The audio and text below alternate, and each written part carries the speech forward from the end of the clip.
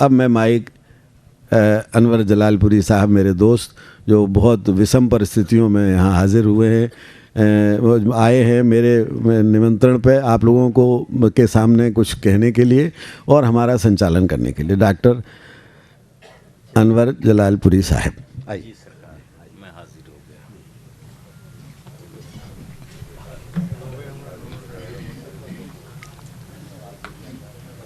मेहमान ख़ुसूसी आली मर्तबत बंसल साहब, मोहतरम अग्रवाल साहब, मोहतरम सफदर ख़ान साहब, डॉक्टर मिराजुद्दीन साहब, मेरे बहुत ही मोहतरम उदय प्रताप सिंह साहब, उस्ताद की हैसियत रखने वाले शायर हज़रत बेकल उत्साही, मोहतरम वसीम बरेलवी साहब, सोम ठाकुर साहब, अशोक चकरधर साहब और इतनी शख्सियतें यहाँ मौजूद हैं कि उनका नाम मैं अगर लूँ और कुछ विशेषण के साथ तो पूरी रात गुज़र जाएगी। इसलिए मेरी ज़बीन अक़ीदत सलाम कहती है, कबूल हो कि मोहब्बत सलाम कहती है। दोस्तों, ब्रज संस्कृत के सिलसिले में आज ये कवि सम्मेलन और मुशायरा है। मैं नहीं समझ पा रहा हूँ कि गुफ्तगू कहाँ से शुरू करूँ। मेरे भाई अशोक जी ने बड़ी कीमती बातें कर दी हैं। इसके बाद जो कुछ भी होगा वो कमज़ोर और हल्का होगा, लेकिन होता ये है कि कभी कभी कमज़ोर बातों में भी कुछ मजबूती दिखाई पड़ जाती है बाद में सोचने के बाद। मैं सोच रहा हूँ कि बात यहाँ से शुरू करूँ कि जो हो रहा है उसे देखते रहो चुपचाप, जो हो रहा है उसे देखते रहो चुपचाप, यही सुकून से जीने की एक सूरत है। मगर ऐसा नहीं हो सकता जब तक ये कवि, ये शायर ज़िंदा हैं, तब तक ऐसा नहीं हो सकता कि जो हो रहा है उसे हम चुपचाप देखते रहें जब तक कविता और शायरी ज़िंदा है। इसलिए कि हम ये ऐलान करते हैं कि मैं इसलिए ज़िंदा हूँ कि मैं बोल रहा हूँ, मैं इसलिए ज़िंदा हूँ कि मैं बोल रहा हूँ। दुनिया किसी गूंगे की कहानी नहीं लिखती। ये कवि, ये शायर, ये बोलने का हुनर जानते हैं, इसलिए कि शब्दों की आत्मा और लफ्ज़ों की रूह से ये वाकिफ़ हैं। इन्हें मालूम है कि लफ्ज़ तो आज भी इंसान की तरफ तकता है। लफ्ज़ कांटा ही नहीं फूल भी बन सकता है। लफ्ज़ टपकाएगा अमृत लबे गौतम तो हिले, रक़्स फरमा हो मगर कोई कन्हैया तो मिले। मुंतज़िर है किसी चिश्ती किसी नानक के लिए, लफ्ज़ हो जाएगा ज़िंदा कोई ईसा तो उठे। इसको बंसी में समो दो तो ये नगमा हो जाए, लफ्ज़ को कृष्ण जो मिल जाए तो गीता हो जाए। तो ये लफ्ज़, ये शब्द कितना कीमती है। इन शब्दों का इस्तेमाल करना, उसे वाक्य बनाना, उसे पंक्तिबद्ध करना, उसे शायरी में पिरोना, ये बहुत बड़ा हुनर है, बहुत बड़ी कला है। आज से 700 वर्ष पहले लफ्ज़ों का इस्तेमाल हुआ था कि गोरी सोए सेज पर मुँह पर डाले केस, गोरी सोए सेज पर मुँह पर डाले केस, चल खुसरू घर आपने साँझ हुई चौदेस। 700 बरस पहले शब्द बोला गया था, लफ्ज़ बोले गए थे, लफ्ज़ों को सलीक़ा दिया गया था। ये अजीब व गरीब बात है कि अगर शब्दों को सलीक़ा देने का हुनर आपके पास है तो आपके शब्द दुआ बन जाएंगे, और हुनर नहीं है तो यही शब्द गाली भी बन सकते हैं। इसलिए शब्द तो सबके पास हैं, शब्दों के साथ सलीक़ा बरतने का हुनर सबके पास नहीं है। ये हुनर इनके पास है और इसको आपने स्वीकार किया है, तस्लीम किया है, इसलिए कि आप वहाँ बैठे हैं, इनको यहाँ बिठाया है। आपने अपने से बुलंदी पर इन्हें बैठाया है। हालांकि इसका मतलब नहीं कि आप कम समझदार हैं, आप इतने समझदार हैं कि आप जानते हैं कि तराजू का जो पल्ला भारी होता है वो नीचे ही रहता है।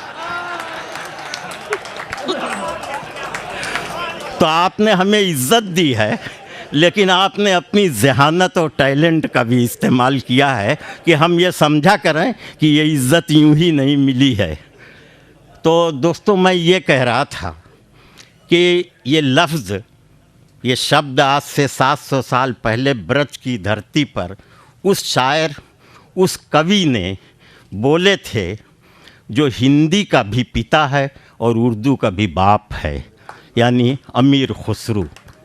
इसका मतलब ये है कि जैसे हिंदुस्तान में दो नदियाँ मिलकर के पूरी दुनिया को ये सबक देती हैं कि अगर ज़िंदा रहने का हुनर सीखना है तो इलाहाबाद आओ, संगम पर देखो, नदियाँ गले मिल रही हैं, तुम इंसान हो के क्यों नहीं गले मिल रहे हो।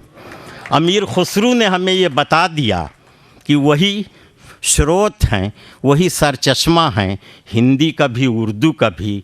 तो आइए हुस्न बेहिजाब पर कोई पर्दा डाल दो, तुम उसे सनम कहो, मैं उसे खुदा कहूँ।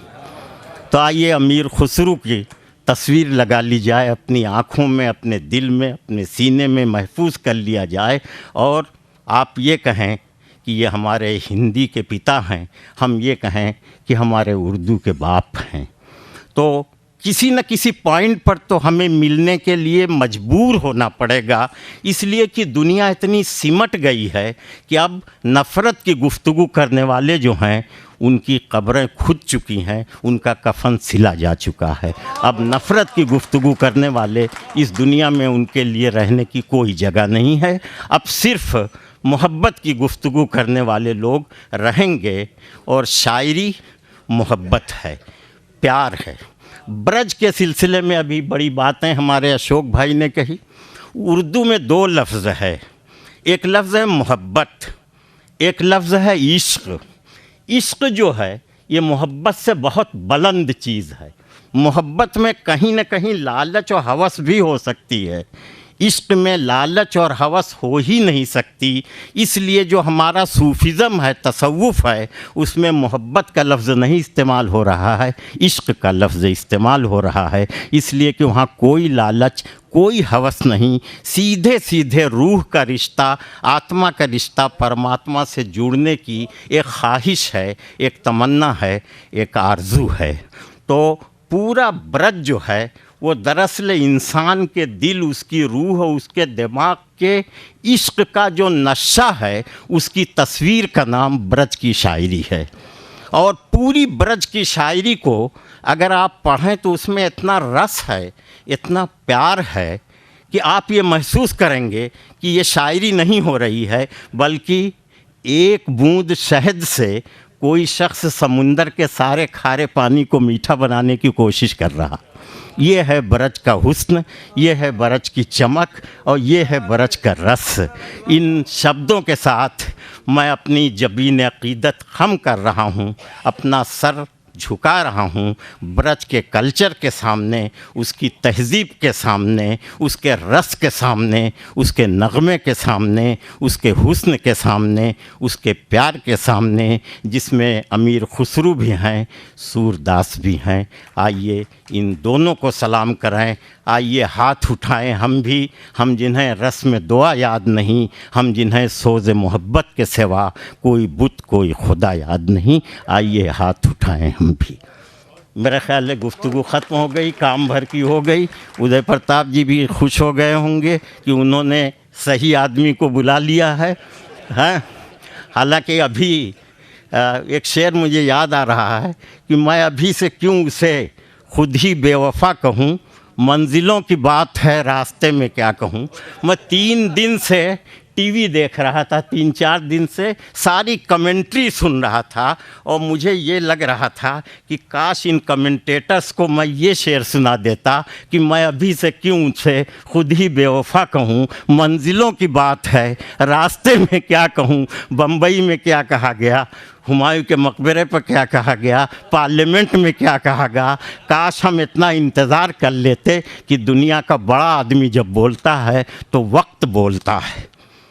तो लेकिन मुझे नहीं मौका मिला कि मैं सबको ये बता सकूं कि मैं अभी से क्यों उसे खुद ही बेवफा कहूं। मंजिलों की बात है, रास्ते में क्या कहूं। हम रास्ते में कुछ कहने लगे, हालांकि मंजिल पर पहुंच के वही हुआ जो हम चाहते थे। तो इसलिए हमें कैसे भी हालात हों, हमें थोड़ा सा इंतज़ार कर लेना चाहिए, थोड़ा सा सब्र कर लेना चाहिए। और पूरा लिटरेचर हमें जो है ये इंतज़ार का पाठ पढ़ाता है, सब्र की कहानी सुनाता है। तो आइए इंतज़ार भी करें, सब्र भी करें, इंसानियत के बेहतर मुस्तकबिल के लिए, उज्जवल भविष्य के लिए। इन लफ्ज़ों के साथ मैं गुफ्तगू ख़त्म कर रहा हूँ और गज़ल के लिए आवाज़ दे रहा हूँ। नहीं, गज़ल से पहले जाहिर है दुनिया ने तस्लीम कर लिया है कि हिंदुस्तान अजीम है। इकबाल ने 100 साल पहले कहा था कि यूनान व मिस्र रोमा सब मिट गए जहाँ से, अब तक मगर है बाकी नामो निशां हमारा। तो जब वो ये बात कह रहे थे तो उनका ये मतलब नहीं था कि इस धरती पर यूनान, मिस्र, रोम नाम के मुल्क नहीं हैं।